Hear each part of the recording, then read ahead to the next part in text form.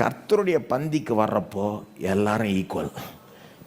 எல்லாரும் நம்ம பல பேக்ரவுண்ட்லேருந்து வரலாம், நம்ம இங்கேருந்து வரலாம், அங்கேருந்து வரலாம், நம்முடைய சாதனைகள் வேறு வேறு இருக்கலாம், நம்முடைய பணம் அதெல்லாம் சம்பாத்தியெல்லாம் வேறு விதமாக இருக்கலாம். ஆனால் கர்த்தருடைய பந்திக்கு வர்றப்போ நம்ம எல்லாருமே ஈக்குவல்.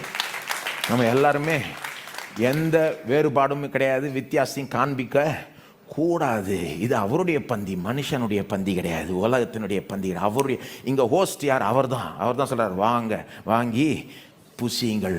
இது பாஸ்டர் ஹோஸ்ட் கிடையாது, கர்த்தருடைய பந்தி. இது பாஸ்டருடைய பந்தி கிடையாது, கர்த்தருடைய பந்தி. அப்போது நாம் எல்லாரும் பாவிகளாக இருந்தோம். நாம் அவரை நினைவு கூறும்போது என்ன நினைவு கூறுறோம்? எல்லாரும் பாவிகளாக இருந்தோம். அவர் மரிச்சதுனால தான் நம்ம எல்லாரும் ரட்சிக்கப்பட்டோம். நாம் படிப்பில் மேல் படிப்பு படித்தவங்க அவங்கள இன்னும் கொஞ்சம் ஈஸியாக அவர் ரட்சித்துட்டாருன்னு கிடையாது.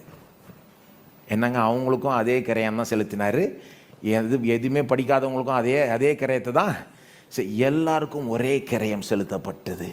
இயேசு நமக்காக பலியானார். நம்முடைய மூத்த சகோதரர் நமக்காக உயிரே கொடுத்தார். நம்ம எல்லாருக்காகவும் நம்முடைய தகப்பன் மூத்த சகோதரரை அனுப்பி நமக்காக உயிரை கொடுக்க வச்சார்.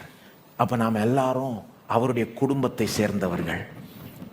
அவருடைய குடும்பத்தை கர்த்தருடைய சரீரமாகிய சபையாய் நாம் இருக்கிறோம். கர்த்தருடைய பந்தி அனுசரிக்கிறப்போ அந்த யூனிட்டி, அந்த ஒற்றுமை, சபையார் மத்தியில் அந்த ஒற்றுமையை நாம் வெளிப்படுத்த வேண்டும்.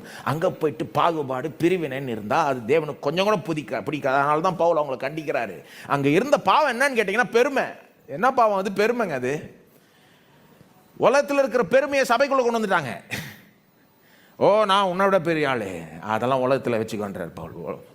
ஆக்சுவலாக உலகத்திலே மாற்றும்படி தான் தேவன் நம்மளை உப்பாய் வெளிச்சமாய் வச்சிருக்கார். சபையில் அந்த பெருமை இருக்கக்கூடாது. எல்லாரும் அவருக்கு முன்பாக சேம். எல்லாரும் பாவிகளாக இருந்தோம், எல்லாரும் நாம் கிறிஸ்துக்குள் நீதிமானாய் இருக்கிறோம். இந்த பந்தியில் எல்லாருக்கும் பங்கேற்கிற ஈக்குவல் உரிமை உண்டு. அதனால தான் நம்ம ஒன்றாய் சேர்ந்து இதில் பங்கெடுப்பது முக்கியம் பாருங்க. அப்போ அதை கண்டிக்கிறாருங்க. அந்த பாவம் பெருமைங்க.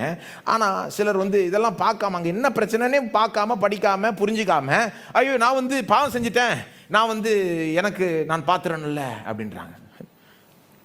அபாத்திரமா புசிக்கிறதுனா என்னன்றது கரெக்டாக புரிஞ்சுக்கணும். கொரிந்தியருடைய பாவம் பெருமை. அந்த பெருமையை தேவன் வெறுக்கிறார். தேவன் வெறுக்கிற மிகப்பெரிய பாவம் என்ன தெரியுமா? பைபிளை பொறுத்த வரைக்கும் பெருமை. It's the worst sin God hates is pride. வேற எது இருந்தாலும் பெருமை இல்லைன்னா அவர்கிட்ட தாழ்மை, ஆண்டவரே நான் பாவம் செஞ்சிட்டேன், என்னை மன்னிச்சிட ஆண்டவரே, தாழ்மை